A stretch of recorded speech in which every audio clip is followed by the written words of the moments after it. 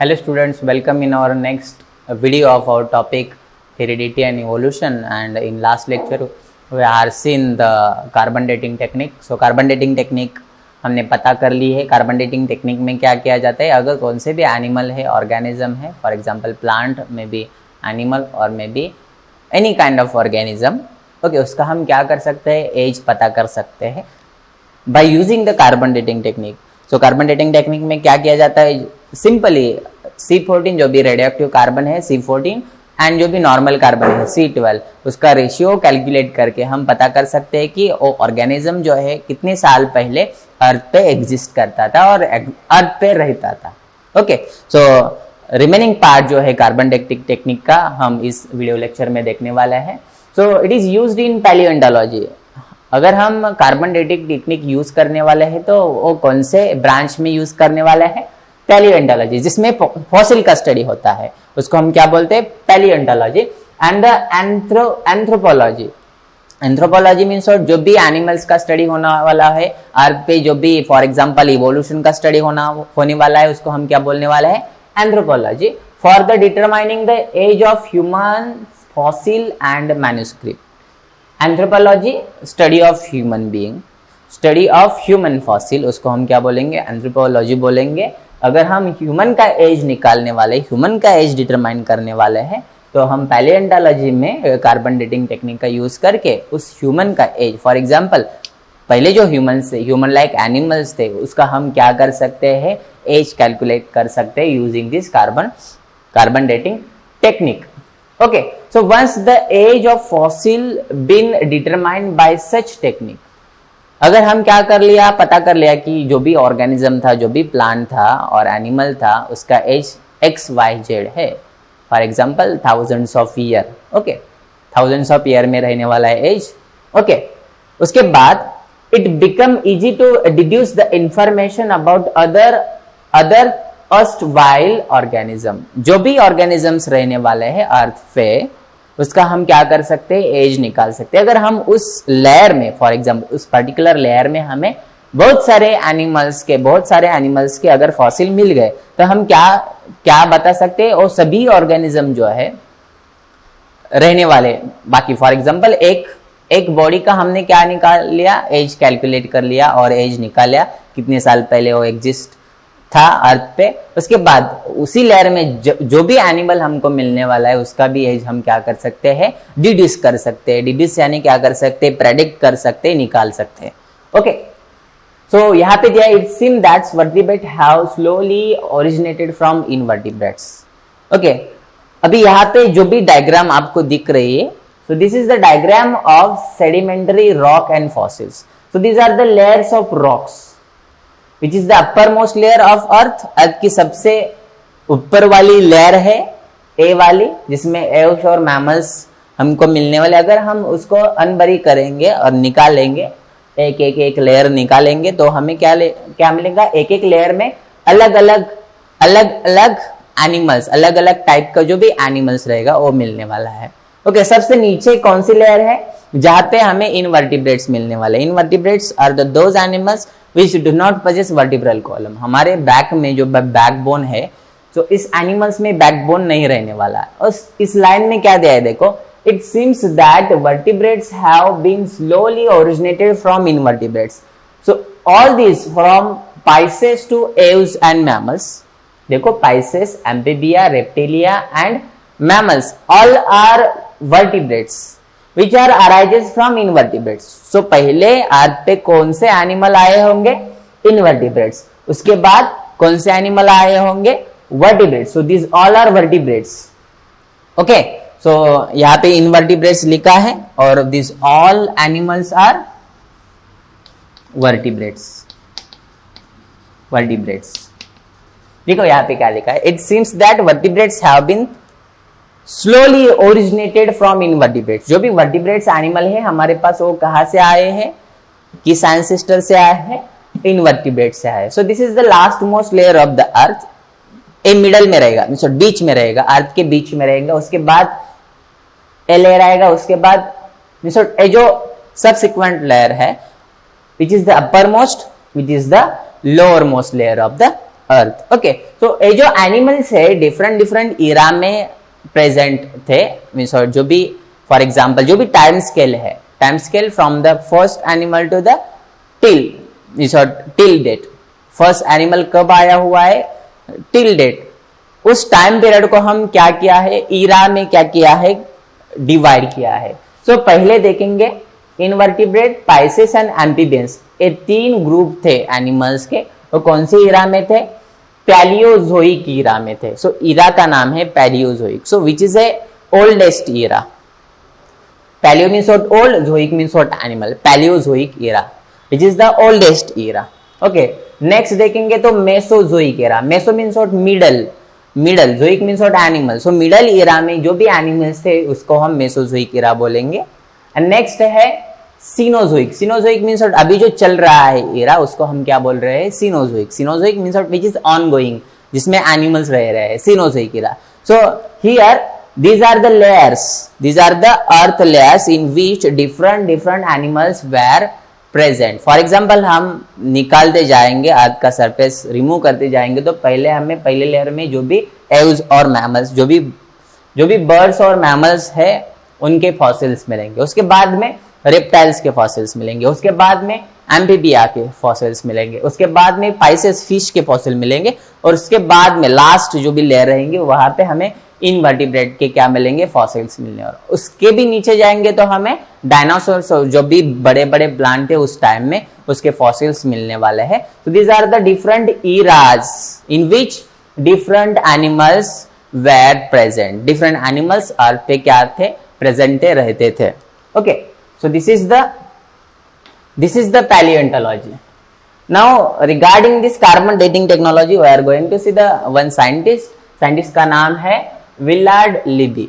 Okay, so the carbon dating method is based upon radioactive decay of naturally occurring C14 and it's developed by Willard Libby। जो भी carbon dating technique है, हमने देखा है कि carbon dating technique में अगर C14 का कंसंट्रेशन चेंज हो रहा है, for example C14 is a radio active carbon, और डिके होने वाला है, डिके मीन्स डी जनरेट होने वाला है। फॉर एग्जांपल एक 5000 साल पहले उसका फॉर एग्जांपल नंबर 10 था, 5000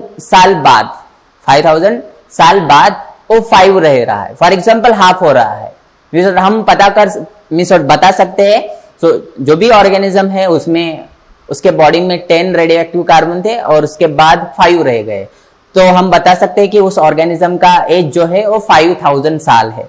ओके, वैसे फॉर एग्जांपल कार्बन 14 का कंसंट्रेशन चेंज हो रहा है आफ्टर एवरी 5000 ईयर्स। देखो जो भी कार्बन 14 है, अगर हमारे पास 10 कार्बन 14 है, सो 5000 साल बाद 5 साल बाद वो रहने वाला है 5, only 5। We sought in 5000 years the radio active carbon will become half. समझ आ रहा है? इन शॉर्ट 5000 साल बाद जो भी कार्बन रेडियो एक्टिव कार्बन है उसका नंबर क्या होने वाला है, हाफ होने वाला है। मीन्स हम बता सकते हैं कि उस ऑर्गेनिज्म का एज कितना है। तो ये जो टेक्निक है, जो रेडियो एक्टिव कार्बन है, रेडियो एक्टिव कार्बन C14 वो डिके होने वाला है और नेचुरली प्रेजेंट है, C14 which is naturally present in the nature. Okay, वो फिक्सिंग करते वक्त मीन्स जो भी प्लांट कार्बन फिक्स करने वाला है उसके साथ वो C14 आने वाला है, और C14 प्लांट अगर हम खाने वाले हैं तो प्लांट से हमारे बॉडी में भी वो C14 आने वाला है। ओके, उसका रेशियो काउंट करके हम क्या कर सकते हैं, पर्टिकुलर एनिमल और पर्टिकुलर ऑर्गेनिज्म का क्या कर सकते हैं, एज कैलकुलेट कर सकते हैं। So this technique which is developed by the scientist Willard Libby, multiple choice question के लिए पूछा जा सकता है। So he has been awarded with the Nobel Prize, which is a prestigious award in 1960 for this invention। और इस carbon dating technique के लिए ये जो साइंटिस्ट है विलार्ड लिबी, उनको Nobel prize which is a prestigious award in the research sector. So the age of the material determined by the method are published in the journal radiocarbon. So radiocarbon नाम का journal है, उसमें उनका जो work है, जो भी work उन्होंने किया है रेडियो एक्टिव कार्बन पे, वो वर्क इस जर्नल में पब्लिश्ड हुआ है। ओके, तो नेक्स्ट एविडेंस क्या है, देखो evidences of evolution. Next 5th evidence है कनेक्टिंग लिंक्स। उसमें क्या दिया है देखो, some plant and animal shows some morphological characters by which they can be related to two different groups, hence they are called as a connecting links. देखो फिर से मैं पढ़ रहा हूं. Some plant and animals shows some morphological characters by which they can be related to two different groups. For example, हमारे पास दो animals है A and B, which is the first animal A, which is the second animal B. Okay, उसमें उसके बीच में X animal है. कौन सा है? X animal. उसको हम प्लांट भी बोल सकते हैं. इट में भी प्लांट और इट में भी एनिमल. हमारे पास ए एनिमल और प्लांट रहेगा, बी एनिमल और प्लांट रहेगा, उसके बीच में एक्स प्लांट है. एक्स प्लांट और एक्स एनिमल क्या डिनोट करता है? देखो उसके पास में कुछ कैरेक्टर्स है. फॉर एग्जाम्पल यहां पे उस एक्स को विंग्स है, विंग्स है. For example wings are there. Then a animal egg lay करता है. हम एनिमल्स का देख रहे, प्लांट्स का बाद में देखेंगे. ओके, एग ले कर रहा है. देन नेक्स्ट ए एनिमल के बॉडी के ऊपर क्या है? फॉर एग्जांपल स्केल्स है, स्केल्स है. ओके, अगर ए और बी एनिमल देखेंगे, फॉर एग्जांपल ए एनिमल क्या करता है? एग ले करता है. क्या करता है? एग ले करता है. और बी एनिमल्स को विंग्स है. क्या है? विंग्स है. Wings are there, wings are there, wings are there और विंग्स आर प्रेजेंट. सो अगर हम एक्स एनिमल को देखेंगे, wings are present. Wings are, यहां पे देयर के बदले हम प्रेजेंट लिखेंगे. Present, wings are present,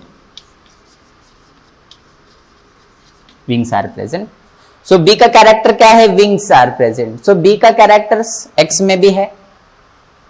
egg laying, हम क्या बोलेंगे? Egg laying. एग ले करता है. एक्स एनिमल क्या करता है? एग ले करता है. ए कैरेक्टर किस एनिमल की है? ए एनिमल की है. For example X animal which is sharing the both the characters from A and B animal. So A and B animal के जो भी मॉर्फोलॉजिकल कैरेक्टर्स है वो कौन दिखा रहा है? एक्स एनिमल दिखा रहा है. Means what? X is in between A and B और X connects A to B. देखो यहाँ पे मैं क्या बोल रहा हूं, एक्स क्या कनेक्ट कर रहा है? किसको कनेक्ट कर रहा है? ए को बी से कनेक्ट कर रहा है. Okay, because X showing the characters of both A and B. हम ऐसे भी बोल सकते हैं X is a transition to the B. Egg lay कर रहा है, उसके बाद में उसको एक्स में जाके विंग्स आएंगे और विंग्स मुझे कहां पे दिखने वाला है? बी में दिखने वाला है. सो एक्स को हम क्या बोलेंगे? कनेक्टिंग लिंक बोलेंगे. क्या बोलेंगे? Connecting link. यहां पे दिया है. So some plants and animals, यहाँ पे animals लिया है, animal लिया है, show some morphological character by which they can be related to two different group. दो different group को क्या कर रहे हैं? relate कर रहा है X. Hence they are called as a connecting link. So X is a connecting link between A animal group and B animal group. उसको हम क्या बोलेंगे? सिंपली connecting link बोलेंगे. So connecting link में आगे क्या दिया है देखो. So example दिया है. In peripatus, characters like segmented body, thin cuticle, cuticle यानी स्किन कवर, हम बोलेंगे क्यूटिकल यानी लेयर ऑफ स्किन बोलेंगे, लेयर सिंपल लैंग्वेज में. So cuticle, structure of cuticle is different and structure of skin is different. But cuticle यानी outermost, हमको बोलेंगे outermost, outermost layer है. Cuticle क्या है? आउटर मोस्ट लेयर है. And parapodia like organs are present. अगर हम पेरिपेटस का डायग्राम देखते हैं, सो नेक्स्ट स्लाइड में पेरिपेटस है. सो यहाँ पे पेरिपेटस है. इसकी जो बॉडी है आपके बुक में देख सकते हैं आप, सेगमेंटेड बॉडी है. बॉडी में क्या है? सेगमेंट्स है. क्या है? सेगमेंट्स है. और क्यूटिकल है. क्या है? क्यूटिकल यानी लेयर ऑफ स्किन है. और पैरापोडिया है. Number of parallel legs are there. Podia means what? Legs are there. Number of legs are there.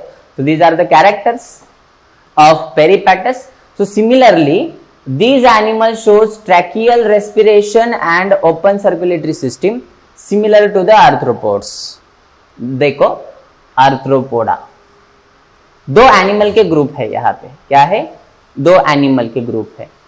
All this characters, देखो यहाँ पे सेगमेंटेड बॉडी, यहाँ पे क्या दिखा है, segmented body. So segments are present on body, thin cuticle and parapodia.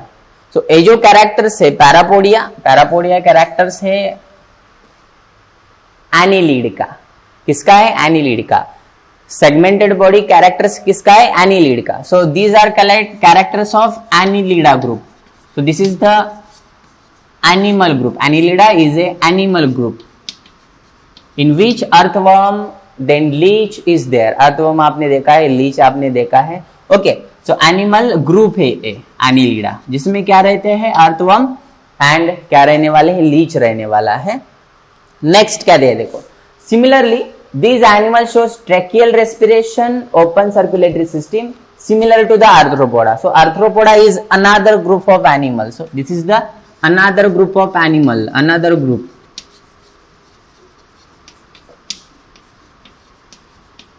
Means what, ये जो पेरिपेटस है, पेरिपेटस इज शोइंग दो ग्रुप के कैरेक्टर्स दिखा रहा है. एक है ग्रुप एनिलीडा. एनिलीडा के कौन से कैरेक्टर्स दिखा रहा है, segmented body and thin cuticle. Okay, and Arthropoda जो सेकंड ग्रुप है, उसके कौन से कैरेक्टर दिखा रहा है, वो Peripatus, tracheal respiration. Trachea means small openings which are present on lateral side of the body. उस एनिमल के लैटरल साइड पे, बॉडी पे स्मॉल ओपनिंग्स रहेंगे, उसको हम ट्रैकिया बोलेंगे. उसका यूज करके, ट्रैकिया का यूज करके वो रेस्पिरेशन करते हैं. और जो भी सर्कुलेटरी सिस्टम है वो कौन सी है, ओपन है. Open means what, open circulatory system in which blood flows through out the body. Means what, veins नहीं रहने वाले वहां पे, हार्ट नहीं रहने वाला, जस्ट ब्लड क्या होने वाला है, पूरे बॉडी में फ्लो होने वाला है, without veins, without arteries, without any kind of system. उसको हम क्या बोलेंगे, ओपन सर्कुलेटरी सिस्टम. एक कैरेक्टर्स किसके हैं, आर्थ्रोपोडा के. Means what, this indicates that Peripatus is connecting link between the Annelida and Arthropoda. So Annelida के बाद आर्थ्रोपोडा आता है, लेकिन जब भी एनिमल एनिलीडा टू आर्थ्रोपोडा आएंगे तो उसके बीच में पेरिपेटस रहेगा. Peripatus which showing the characters of two groups which relate to groups. यहाँ पे दो ग्रुप को रिलेट कर रहा है, which is a connecting link between Annelida and Arthropoda. So ये दो ग्रुप है एनिमल्स के, ये दो ग्रुप के कैरेक्टर्स कौन दिखा रहा है, Peripatus. So this is the image of Peripatus. Second example क्या है, देखो similarly another example which is of duck billed platypus. Another animal है. Similarly duck billed platypus lays egg like reptile. So reptile is a group of animal single, जहां पे क्या रहने वाला है, हमारे जो भी स्नेक्स रहने वाले हैं, जो भी क्रोकोडाइल रहने वाले हैं, जो भी लिजर्ड रहने वाले हैं, वो रेप्टाइल में आते हैं, जो कि एग ले करते हैं. But shows the relationship with the mammals. So this is the another group. Mammals में हम आते हैं, डॉग आते हैं, कैट आते हैं, एलिफेंट आ जाता है. ये सब जो भी animals directly gives birth to the young ones. Means जो भी एनिमल्स है एग ले करने वाले नहीं है. सो रेप्टाइल्स एग ले करते हैं. ए एनिमल जो है डक बिल्ड प्लेटिपस, ए भी एनिमल क्या करने वाला है, एग ले करने वाले. बट कुछ कैरेक्टर्स मैमल के भी दिखाता है.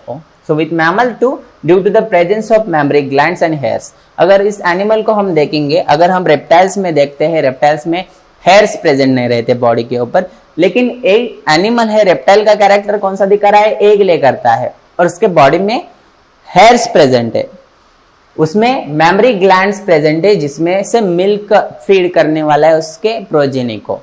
ए एनिमल मींस ये जो डक बिल्ड प्लेटिपस है, दो ग्रुप के कैरेक्टर्स दिखा रहा है. एक है रेप्टाइल, दूसरा ग्रुप है mammals.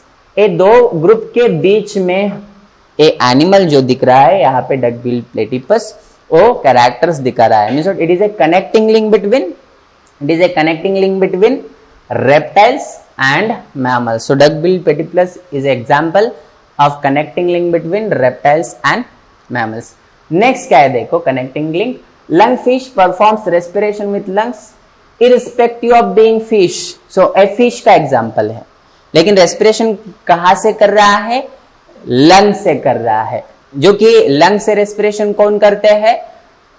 Reptiles, Aves and mammals. Fish कहां से मीन्स कौन सा ऑर्गन यूज करते हैं रेस्पिरेशन के लिए? गिल्स यूज करते हैं. So the respiration with the help of lungs is a characteristic feature of reptiles. So this example indicates that mammals are evolved from reptiles. Okay, so जो भी example हमने देखे हैं, फॉर एग्जाम्पल लंगफिश है और दूसरा उससे पहले है जो डक बिल्ड प्लेटिपस है. So these example indicate that mammals are evolved from reptiles and amphibians from fishes. जो भी एम्फीबियंस है, फिश के बाद, for example this is the fish, उसके बाद में एम्फीबियंस आते हैं, फॉर एग्जाम्पल फ्रॉग्स आते हैं. फ्रॉग्स जो भी रेस्पिरेशन करने वाले हैं लंग से रेस्पिरेशन करने वाले. लेकिन ये जो फिश है वो लंग से रेस्पिरेशन करता है, which is a characteristic feature of amphibian. एक कैरेक्टर कौन सा है? लंग से रेस्पिरेशन करने का कैरेक्टर कौन से ग्रुप का है? एम्फीबियन ग्रुप का है. लेकिन कौन दिखा रहा है? फिश दिखा रहा है. फिश के और एम्फीबियन के बीच में कौन सा एनिमल आ गया? लंग फिश आ गया. यहाँ पे कंक्लूजन क्या दिया है देखो. So these examples, so first example of duck-billed platypus and second example of lungfish indicates that mammals are evolved from reptiles. जो भी mammals आ गए, mammals means what? जो भी land पर रहने वाले जो mammals है, for example humans also, mammals are evolved from reptiles. Okay, and amphibians means what? Frogs are evolved from fish. Okay, it indicates. For example, यहाँ पे क्या है? डक बिल्ड प्लेटिपस है. क्या है? Duck billed platypus. और यहाँ पे क्या है? लंग फिश है. क्या है? Lung fish. So the duck billed platypus is connecting link between reptiles and mammals, and the lungfish is connecting link between fish and amphibians. Okay, समझ आ रहा है? So these are the connecting link. And last evidence है embryological evidence. अगर हम देखेंगे, so comparative study of embryonic development stages of various vertebrates given in the picture shows that all embryo shows extreme similarities during initial stage and though similarities decrease gradually. अगर हम देखेंगे embryological development, so the similarities in initial stages, ये मैं explain करने वाला हूं, indicates the common origin of all these animals. देखो यहाँ पे डायग्राम दिया हुआ है. So these are the stages, embryological stages. These are the first stages of embryological development. This is the second stage and this is the third stage. अगर हम initial stage देखेंगे, all embryos of all animals look same.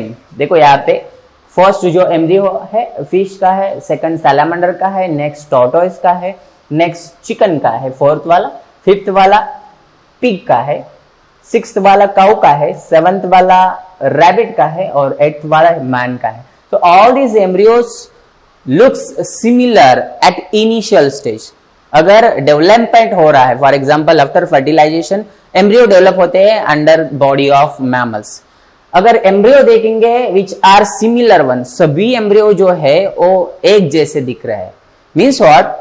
All these animals are comes from a single ancestor. हम ऐसे बता सकते हैं कि आज के जब भी सभी जो जानवर है, एनिमल्स है, एक ही एनिमल से आ गए हैं. Because embryos are similar. Embryo देखते हैं तो एक जैसे दिख रहे हैं initial stages, but after which later on all embryos get changes. Fish का एम्ब्रियो फिश जैसे देखने वाला है और ह्यूमन का एम्ब्रियो ह्यूमन जैसे दिखने वाला है, और अदर्स जो एनिमल्स है उसके जैसे उनके एम्ब्रियो दिखने वाले इन लैटर स्टेजेस. तो यहाँ पे क्या लिखा है देखो पहले स्लाइड में, similarities in initial stages indicates the common origin of all these animals. अगर इनिशियल स्टेजेस में सभी एम्ब्रियो जो है एक जैसा स्ट्रक्चर, एक जैसा शेप, एक जैसा मिसट सब कुछ दिखाते हैं, तो हम ऐसा कंक्लूजन कर सकते हैं सभी जो एनिमल्स है, all type of animals which are coming from which are arising from a common ancestor. So embryology में अगर हम देखेंगे, all the animals shows a same type of embryos. It indicates we all are having a common ancestor. हम सबको एक ही ancestor है, एक ही ancestor से सभी animals क्या हुए हैं, पैदा हुए हैं. So carefully observe these diagrams. So ये diagram में क्या दिया हुआ है, ये जो सभी एम्ब्रियो है डिफरेंट एनिमल्स के एक जैसे दिख रहे हैं. सो इसके हिसाब से on the basis of this diagram we can conclude that, हम क्या कंक्लूजन निकाल सकते हैं, हम सब जो एनिमल्स है एक ही एंसेस्टर से आए हुए हैं. Okay, thank you very much.